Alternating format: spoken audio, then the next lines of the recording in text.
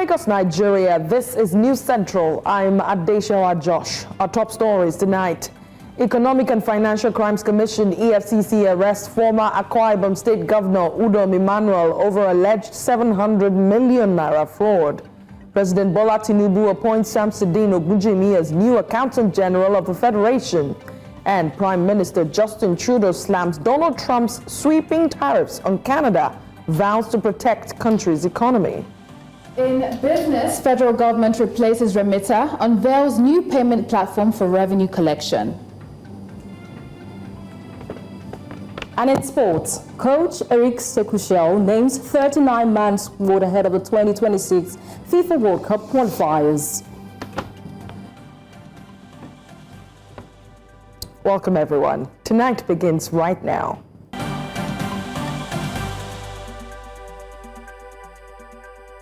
We begin tonight with another high-profile arrest by the Economic and Financial Crimes Commission, EFCC, on Tuesday. The anti-corruption agency apprehended the former Akwa Ibom State Governor Udom Emmanuel for allegedly swindling the state 700 billion naira during his term in office. The EFCC's arrest follows a petition by the Network Against Corruption and Trafficking, NACAT, which accused the former governor of financial mismanagement during his 8-year tenure between 2015 and 2023. At the heart of the allegation is a poor handling of state funds. NACAT claims former Governor Emmanuel received 3 trillion naira from the Federation account, but left behind a staggering debt profile of 500 billion naira and 300 billion naira in unfinished projects. Emmanuel is also accused of failing to account for 700 billion naira, I beg your pardon, in state funds. Investigations show frivolous spendings, including 31 billion naira withdrawn in cash from an account titled Office of the Governor between 2019 and 2023. President Bola Tinubu has appointed Shamsuddin Ogunjimi as the new Accountant General of the Federation, and he is to resume office on Friday, March the 7th. Ogunjimi's appointment follows a rigorous selection process involving directors of accounts in the Federal Civil Service. He will succeed the outgoing Accountant General Oluwatoyin Madei, who retires on the same day. Now let's take you to Rivers State, where the Ijaw National Congress, a regional socio-political group, has issued a stern warning against any attempts to impeach Rivers State Governor Siminalayi Fubara. The group says the move could ultimately destabilize the Niger Delta region. The INC president, Professor Benjamin Okaba, condemned the Supreme Court's ruling, which recognized 27 lawmakers loyal to Minister Nyesom Wike as the legitimate members of the State House of Assembly. Okaba argued that the ruling overlooks the Ijaw people's significant historical and political contributions to the state's leadership. He emphasized that undermining Governor Fubara's position could have severe consequences, threatening both national peace and the region's economic stability. The Rivers State Assembly has also given Governor Fubara 48 hours to present the 2025 budget, the ultimatum which elapses on Wednesday. Meanwhile, the Rivers State Independent Electoral Commission has announced a stakeholders meeting to unveil a timetable and guidelines for the 2025 local government elections. The meeting will be held on Wednesday at the Commission's headquarters in Port Harcourt. A statement signed by the Electoral Commissioner, Justice Adolphus Enebeli, invites registered political parties, traditional rulers, security agencies, religious groups, amongst others. And now Barrister Fred Nzeako joins me from Lagos to discuss the Rivers State political crisis and what that means for the Niger Delta region. Good to have you tonight. Good to be with you. What's next for Fubara, as Governor Fubara? Oh, well, to obey the orders of the court, which is he has already endorsed that he will obey. The government of Rivers State has said that they will obey the lawful orders of court. So that is what is next for him. And then you can, from your news, that they have already started making arrangements for conduct of local government election. And whether he will will be able to present the budget 2025 appropriation bill before the State Assembly tomorrow is what we are yet to see. But I think that giving him just 2 days to present that appropriation bill it's a bit high-handed because appropriation bill is not something that you toy with. People believe that it has already been produced, that it's just for him to go and present it. But we also have to know that it had already been presented to the House.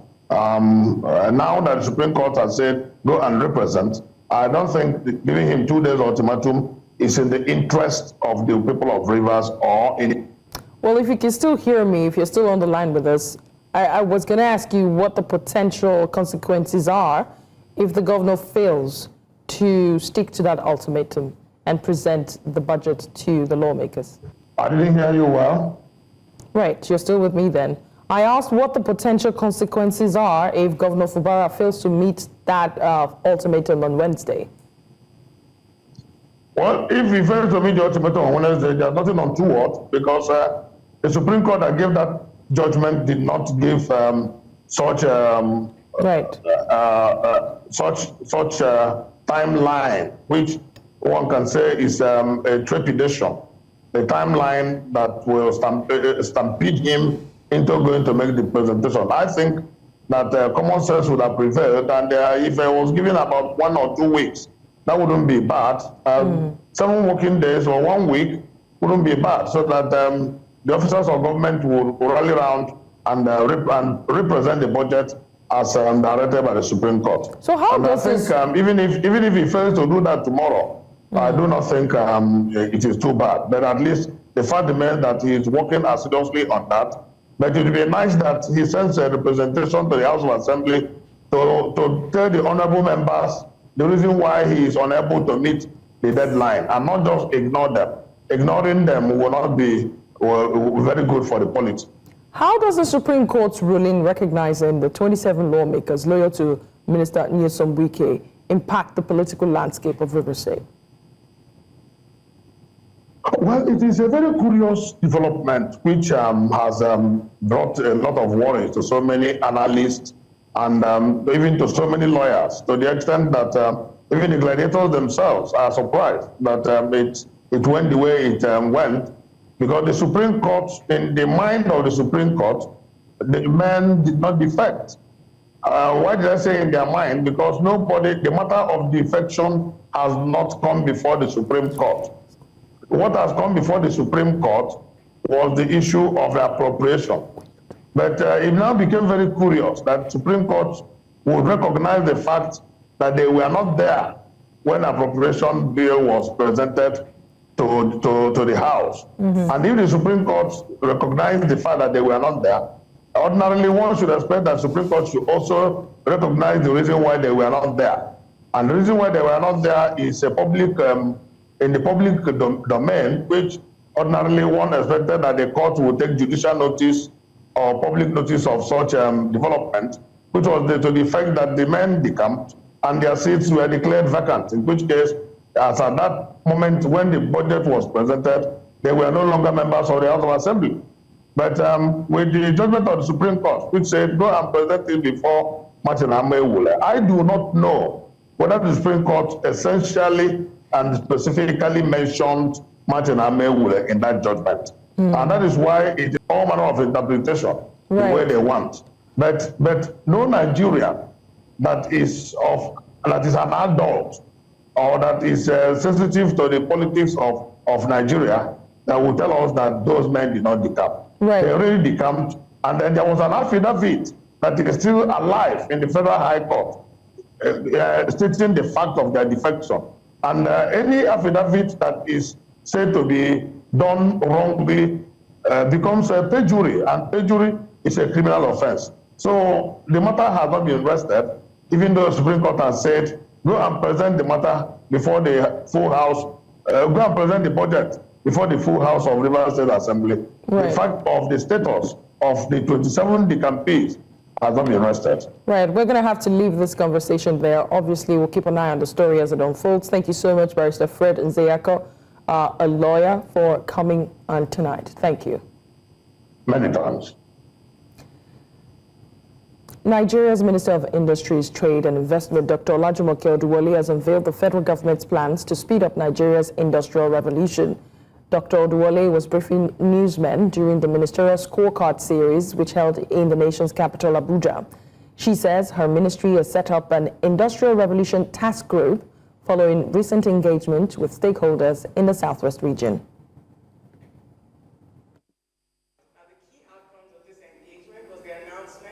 Establishment of the Industrial Revolution Work Group and a lead task force focused on re-engineering the Nigerian Industrial Revolution Plan for a modern, innovation-driven economy.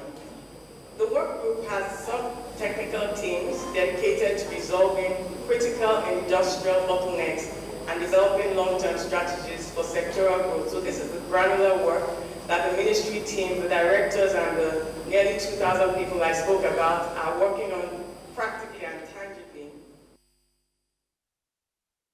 Still ahead tonight, police launched manhunt for a lady who allegedly visited former immigration boss just before his death. We have details of this and more after the break. Do stay with us. Welcome back. You're watching Tonight on News Central. I'm Adeshawa Josh. A reminder of our top stories. Economic and Financial Crimes Commission, EFCC, arrests former Akwa Ibom State Governor Udom Emmanuel over alleged 700 billion naira fraud. President Bola Tinubu appoints Shamsuddin Ogunjimi as new Accountant General of the Federation, and Prime Minister Justin Trudeau slams Donald Trump's sweeping tariffs on Canada, vows to protect country's economy.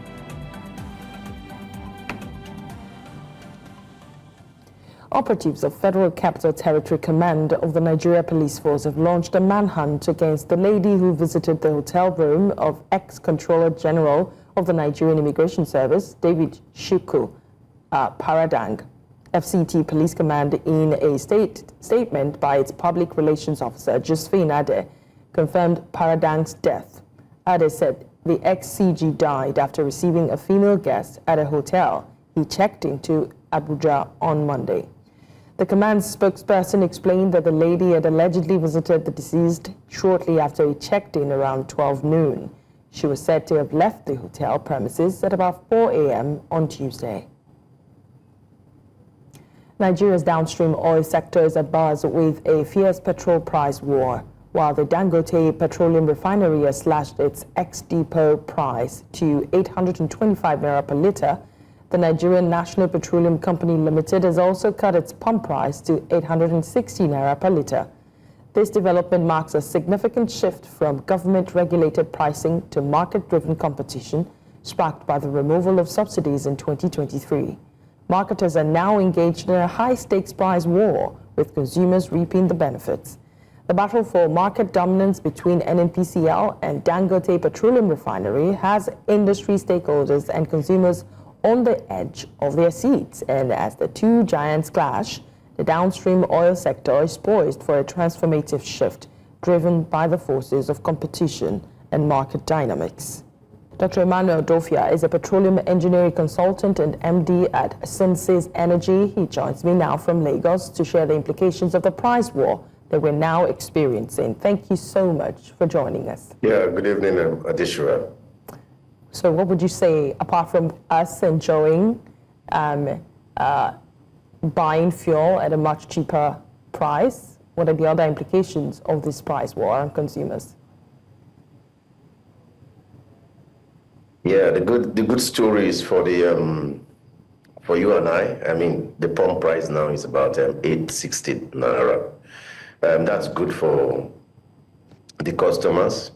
But for the producers, the government, it's not really a good news for them because, for instance, the Nigerian budget is based on $75 per barrel. As we speak, the Brent is about 72. And of course, that is one of the components that influence the reduction in price. Though the other aspect, when you talk about reduction specifically for Dangote, of course, they have a very new refinery, meaning that they have a good process and, of course, cheaper crude because most of the freight, shipping, and insurance that importing fuel, they might not even incur it. So I think it's a win-win for the consumers, which is what we are all looking for. But on the other side, for the producers, it might be a challenge. And going forward, it might continuously be low because of the energy concerns of people like Mr. Trump with the drill, baby, drill mantra. Let's keep it in the country for now and hear what some of the people are saying on the street. The gist on the story is that when anything goes up in Nigeria, it never comes down. Now that it is coming down, are we likely to see it go up again? Or this is just down all the way from here? That's what I was trying to say. One of the key components where you've seen the price down, the oil price in the international market it is going down. I talk about the premium crude, which is a Brent, is about 72. It was higher than that before. And if that continuously goes down, of course, definitely. But of course, when you talk about the competitors that people like the Dangote have, the importers, it becomes a big challenge because the Dangotes, what I mean by the Dangotes, I'm talking about the local refiners, they will always try to have a better advantage. Right, so you have told me what's driving the competition basically. How do you think the entrance of Dangote Petroleum Refinery has disrupted the market? And of course, we know that more people are coming into the refinery market. Yeah, it's a good news. In fact, that is when they regulated the oil, the downstream of the oil industry, people were shouting. This is one of the benefits. Now market dynamics are playing. The government have little or no role to play. Market dynamics are playing. Of course, with the coming on stream of the people like Bua and all the rest, we might see bigger, stiffer competitions. So it's a matter of market dynamics, and that's what it's supposed to be. That's what it's supposed to be. For me, it's a big win, particularly for the consumers, because now nobody is even talking about fuel scarcity. Now we are talking about the price, and it is naturally, not because of government intervention or whatsoever. Natural dynamics are taking the price to where it should be. And like I was trying to say, we might get it lower than that, depending, because the crude oil is an international market price component.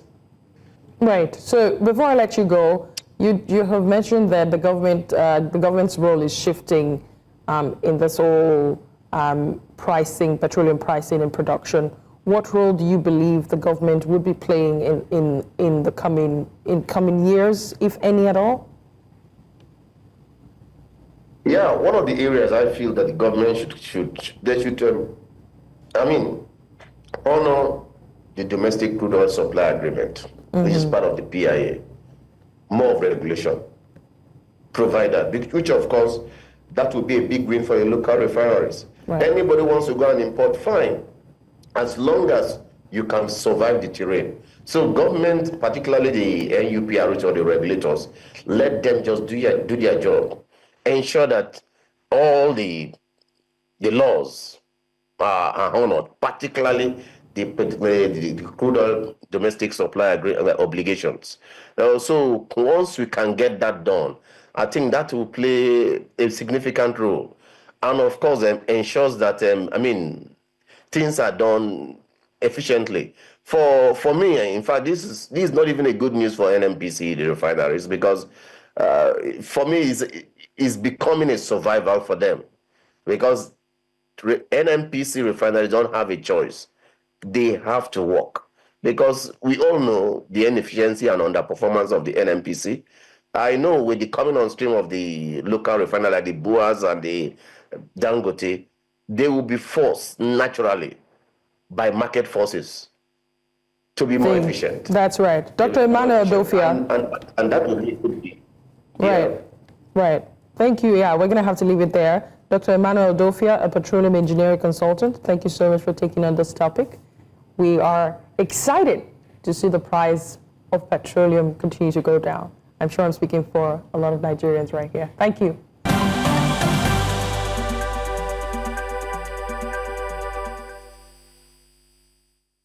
The Minister of Interior, Olubunmi Tunji-Ojo, recently convened a stakeholders meeting bringing together key players from the Ministry of Interior, the Nigeria Immigration Service, and the organized private sector. The gathering aims to facilitate dialogue, review existing reforms, and identify areas of improvement. Igbalani Yomoni has more. Not as a matter of ritual, we are here. The Honorable Minister of Interior, Olubunmi Tunji-Ojo, the Comptroller General of the Nigeria Immigration Service, Kemi Nandap, officials of the Ministry of Interior, and members of the organized private sector were present at the stakeholders meeting. The meeting aims to dialogue with sector stakeholders and review existing reforms where required.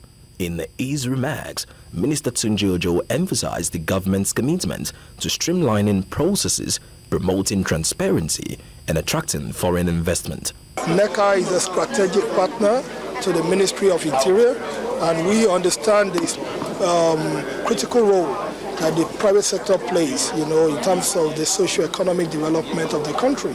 So today it's about talking as a family, to be able to review our strategies in terms of enhancing government performance, private sector development, and taking decisions, that will end up protecting the interest of Nigerians, protecting the economy, and of course, making a win-win decision that we believe will be in the interest of all Nigerians. He also pledged to simplify the acquisition process for the combined expatriate residence permit and aliens card, SEPAC, alongside other initiatives.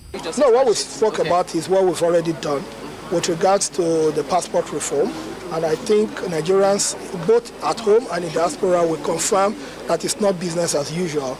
And what we have done in Canada, what we have done in Europe now, and what we are taking to Asia this month is what we call the contactless passport application, which reduces or eradicates human contact. Makes life easy and easier for Nigerians. Somebody does not need to travel from British Columbia to Ottawa. It's real time, and I think that is done. The meeting concluded with stakeholders agreeing to establish a committee to review and reshape reforms to better internal security, citizenship, and immigration services.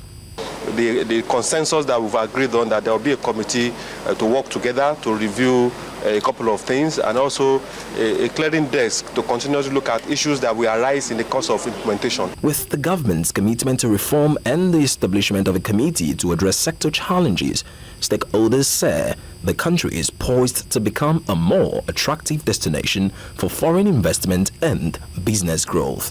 In Lagos for News Central, I am Igbalani Omani.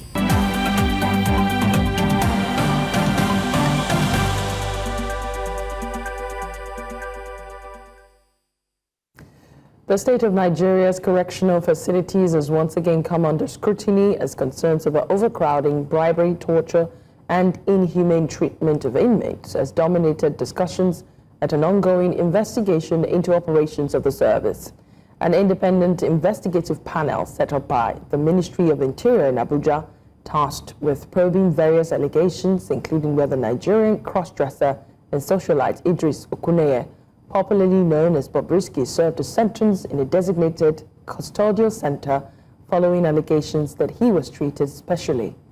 The panel, which is also investigating allegations of misconduct against the NCS officials, resumed its public hearing with stakeholders expressing hope that the panel's findings will pave way for criminal justice reforms. We're expecting them, before the end of this public hearing, to also come and address us, talking about those handling criminal justice in terms of the Ministry of Justice, the lawyers, NBA, and of course the Nigerian Police Force. At the end of the day, what we want to achieve is having correctional services, both custodial and non-custodial, clearly implemented in the country based on the Nigerian Correctional Service Act. The federal government will do us a lot of good if these issues can be explained properly or guidelines drawn up and given to the judiciary on treatment of inmates, awaiting trial, speedy trial, and whatever. The general belief among correctional officers is that we don't actually have congestion. What we have is urban congestion. You have congestion in Mina, for example, in Niger State. But when you go to Agaye Correctional Center, you have very little number of inmates there. That whole of society approach to sensitization, creating this new order, this new approach, I think it is very important. Otherwise, the Nigerian Correctional Service may be working in its own silos without effective connectivity with the others who may not share its zeal and its approach.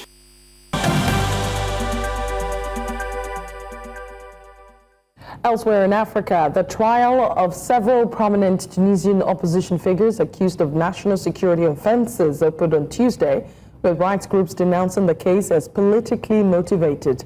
Nearly 40 high-profile defendants facing trial include former diplomats, politicians, lawyers, and media figures, some of whom have been vocal critics of President Kais Saied.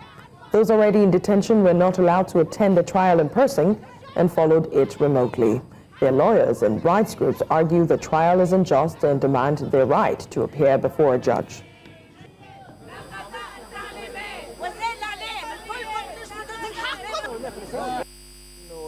اللي موجود اليوم في القضية هو مؤامرة، ولكن مش مؤامرة سياسيين وإنما مؤامرة السلطة ضد المعارضة. اليوم يجيوا بمناسبة محاكمة جائرة لعدد من الشخصيات المرموقة في تونس المعروفة بسلميتها بالتزامها بالقانون، اللي هي عندها معناها أماكن للسكنة معروفة ولها مهن معروفة، يجيوا اليوم يقولوا أن حضورهم في المحكمة يهدد الأمن القومي. هذم يكلموا في رواحهم، ما همش يكلموا لا في المواطنين ولا في النخب ولا في العالم. احنا لن نكون جزء من مسخرة قضائية. الشرط At least 3 politicians were injured in Serbian parliament after smoke bombs and flares were thrown in chaotic scenes on Tuesday. Lawmakers were scheduled to vote on a law that would increase funding for university education, but opposition parties say the government was also planning to approve dozens of other decisions. So they said this was illegal and called for the resignation of Prime Minister Milo Vucevic and his government. Vucevic resigned in January, but Parliament must confirm the Prime Minister's resignation for it to actually take effect. The disarray started about an hour into the parliamentary session, with opposition lawmakers blowing whistles and holding up a banner reading, "Serbia has risen so the regime would fall." Narodna skupština Republike Srbije će nastaviti da radi. Mi imamo posao koji moramo da završimo zbog građana Republike Srbije. Mi moramo da usvojimo zakon o visokom obrazovanju i time ispunimo studentske zahteve. Mi moramo da usvojimo zakon o jeftinim stambenim. Canadian Prime Minister Justin Trudeau has announced retaliatory tariffs on 25% on U.S. goods in response to President Donald Trump's tariffs on Canada, Mexico, and China. U.S. President Donald Trump had initially paused 25% tariffs on Canadian and Mexican imports in February, citing concerns over immigration and drug trafficking. However, with little progress made, Trump implemented the tariffs. Canada's retaliatory move aims to protect its interests and defend against what it considers unjustified U.S. trade policies. Now, we should be working together to ensure even greater prosperity for North Americans in a very uncertain and challenging world. Now, it's not in my habit to agree with the Wall Street Journal, but Donald, they point out that even though you're a very smart guy, this is a very dumb thing to do. We two friends fighting is exactly what our opponents around the world want to see.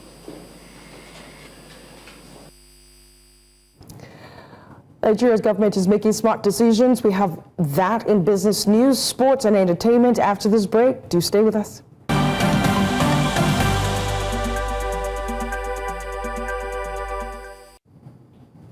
The federal government has introduced the Treasury Management and Revenue Assurance System, replacing the Remita platform for federal revenue collections and payments.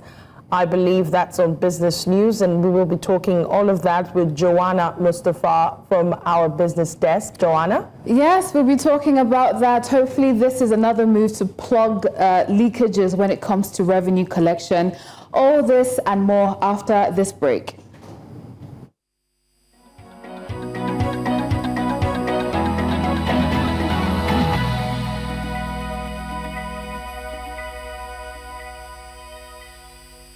Business news in association with Money Master PSB, the easy way to master your money.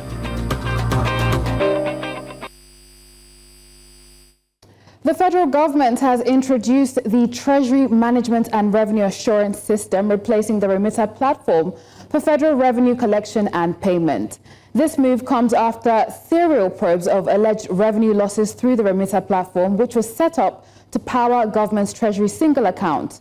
In a memo, the Office of the Accountant General of the Federation said the rollout of TMRAS is designed to streamline and manage federal revenue collection and payments across ministries, departments and agencies. TMRAS goes live today, Tuesday, with phased implementation.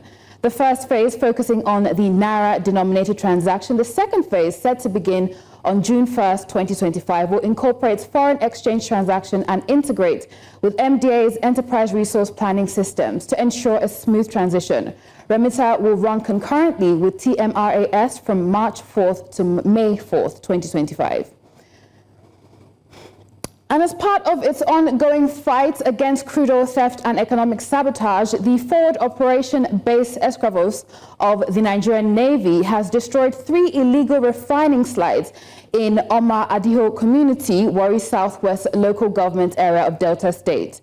The commanding officer of FOBO Ex-Gov, Captain Ikenna Okoragu, disclosed this to journalists in Warri on Tuesday. According to him, the illegal refining sites contained approximately 3,700 liters of stolen crude oil and 2,600 liters of illegally refined automotive gasoline oil stored in 5 ovens, 12 dugout pits, and 33 polythene sacks.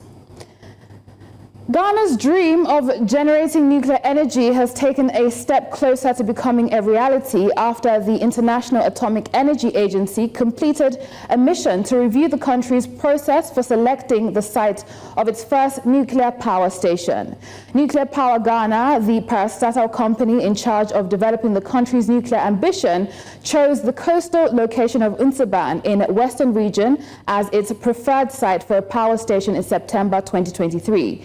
Ghana is currently moving through the second phase of the 3-phase process overseen by IAEA for developing nuclear power.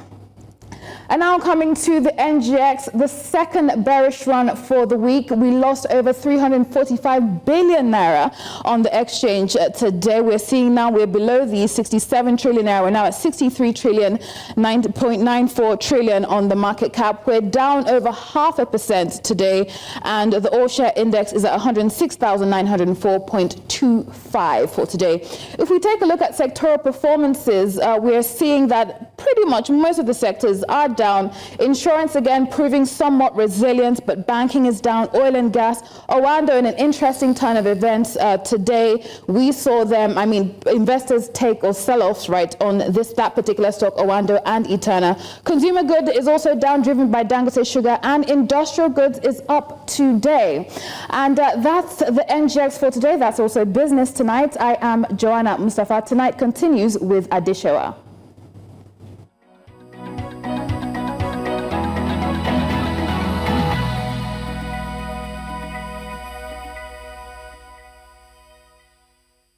Business News in association with Money Master PSB, the easy way to master your money.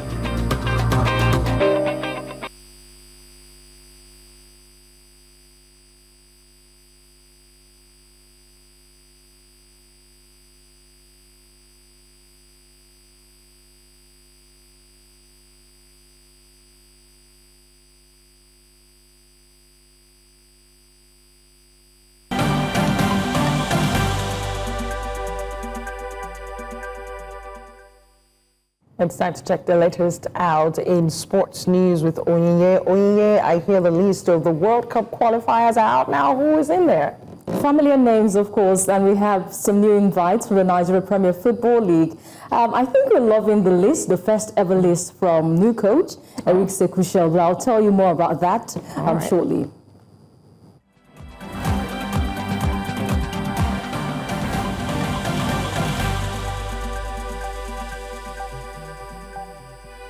Sports Update, brought to you by Corn Oil. Corn Oil, we go the extra mile.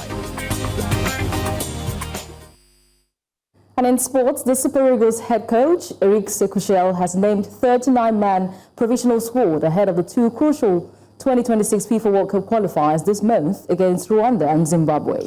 Team captain Ahmed Musa of Kano Pillars is named for the first time since last year's African Cup of Nations, while the list also includes regulars like goalkeeper Stanley Nwabali and Maduka Okoye, defenders William Troost Ekong, Calvin Bassey and Olaoluwa Aina, midfielders Alex Iwobi and Wilfred Ndidi, and forwards Victor Osimhen, Moses Simon and reigning African Player of the Year Ademola Lookman.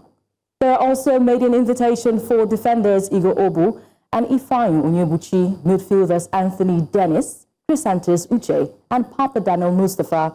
Also forwards, Tolu Arokudare and Jerome Arco Adams. The likes of Cyril Dessus, Nathan Teller and Joseph Aribo also make a return. The list will be trimmed to 25 players later. Nigeria is fifth on the log, Group C, behind Rwanda and South Africa and Benin Republic. They will face leaders, the Amavubi of Rwanda and Kigali on Friday, 21st of March, before taking on Zimbabwe Warriors at the Gospel Apabio Stadium in Uyo 4 days later. Nigeria's under-23 and under-18 men's handball teams have begun intensive preparation their camps ahead of the two top international handball championships. For under-23 men, the team under the guidance of coaches Solomon Yola and Adebayo Yekini, they are presently undergoing intensive training at the Package B of the Moshood Biola Stadium in Abuja ahead of the 5th IHF Emerging Nations Championship, which will hold from March 11 to 16, 2025 in Bulgaria.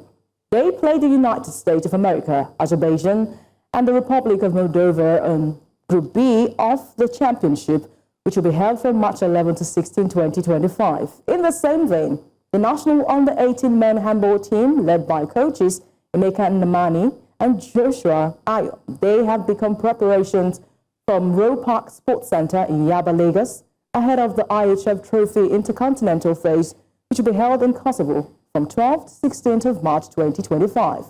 The team are the sole representatives from Africa following their 36-26 victory over Guinea to be crowned champion of the continental phase in Addis Ababa, Ethiopia in November 2024. They will begin their campaign against New Caledonia on Wednesday, March 12, 2025, and will also play Kosovo as well in the preliminary stage. And now to para badminton. Nigeria's Jeremiah Nnanna made a strong statement at the ongoing 2025 Spanish Para Badminton International, securing a 2-0 victory over Turkey's Sukru. This is in the men's singles SL4 category. Competing in Spain, Nnanna wasted no time asserting his dominance, taking the first set 21-8 with a series of powerful and well-played shots. He carried that momentum into the second set, sealing the win at 21-13, finished to complete a clean sweep against his Turkish opponent. Meanwhile, fellow Nigerian Paralympian Eniola Bolaji, she will have to begin her quest for the title on Wednesday as she steps into the court in the women's SL3 category, aiming to add to Nigeria's growing presence in para-badminton scene. And that's it in the world of sport. I am Onyinyechi Obaro. The news continues shortly.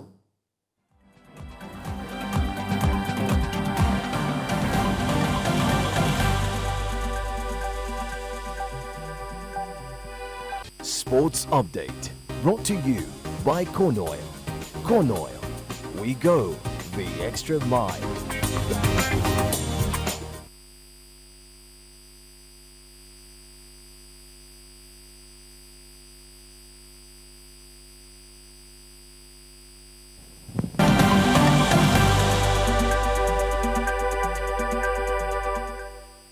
Welcome. It's time for entertainment news with Sam Dandy. Sam, Jude Okoye is back in jail barely 24 hours after making bail. What's he in for now? Honestly, I think he's in hot water. There's no way to put it. He was in the Ikeja High Court today, and from what we hear, the EFCC has arraigned him with more, of course, fraud charges. And I'll tell you all the details after this short break. All right.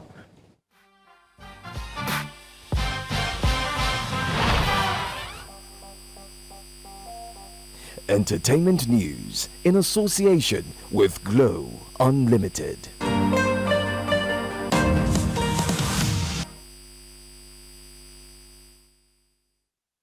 And now in entertainment, Jude Okoye, elder brother and former manager of the defunct music group P Square, has been remanded in prison following his arraignment on fresh fraud charges amounting to over $1 million and about £34,537. Now Monday, EFCC filed a 4-count charge against Okoye, accusing him of dishonestly converting music proceeds from 3 companies for personal use, thereby depriving his brother Peter, Mr. P. Okoye, of his rightful earnings. Now, during his appearance before Justice Raymond Oshodi at the Ikeja High Court today, Tuesday, Okoye pleaded not guilty to the charges. Now, his defense counsel, Clement Owerwum, argued for bail, citing an ongoing related case at the Ikoyi Court, where Okoye had already been granted bail but was opposed.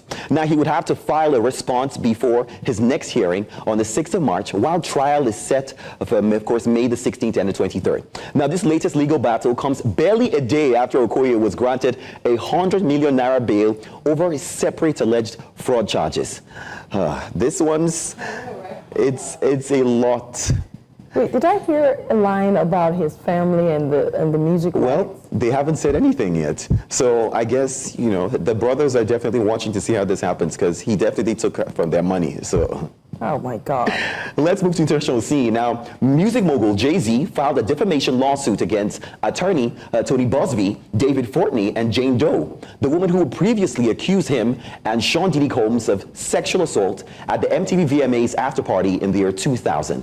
Now, although the lawsuit filed and refiled in October and December last year was dropped without explanation in February this year, Jay-Z is claiming that the accusation made against him were knowingly false and malicious, aimed at causing maximum damage to his reputation, so he is seeking to hold the accuser accountable. Now where's where it gets interesting. Now, Tony Bosby today has responded that although it was Jay-Z's team who made the lawsuit public, rather than meeting with him, Carter's team sued for extortion. Now, they then tracked down and harassed former employees, of course, of Busby himself, and clients from as far back as 20 years. Now, they found my clients who had filed suit. That's what he said. Now, according to his statement, he says they threatened and harassed her. Now, they harassed her family and friends.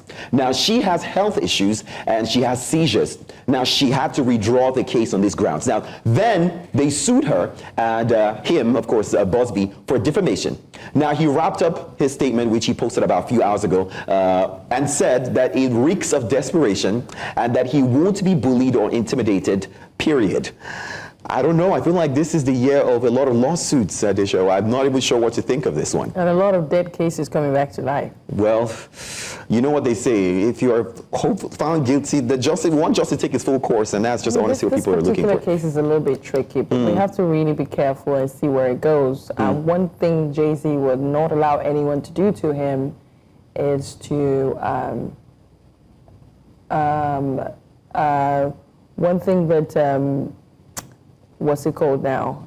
Jay-Z. Jay-Z would not allow is for his reputation to be damaged, and he would do everything and anything to protect. Just like every other person, but you know, he's sort of kept a low profile for decades now, and I can imagine why this is crawling under his you know skin. what they say, innocent until proven guilty. Now, I'm corrected, of course. Now, we're not certain if Jude is, guilty.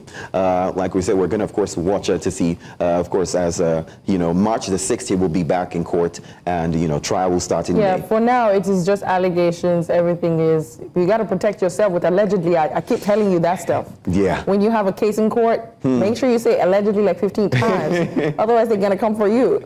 And I got that money for them. All right. Well, that's much entertainment. I'm Sam Dandy.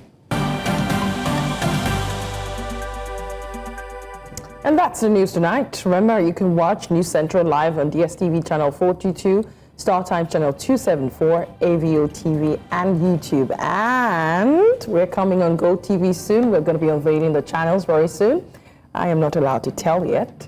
Many thanks for watching. I am Adeshewa Josh. I'll see you tomorrow. Thank you. Good night.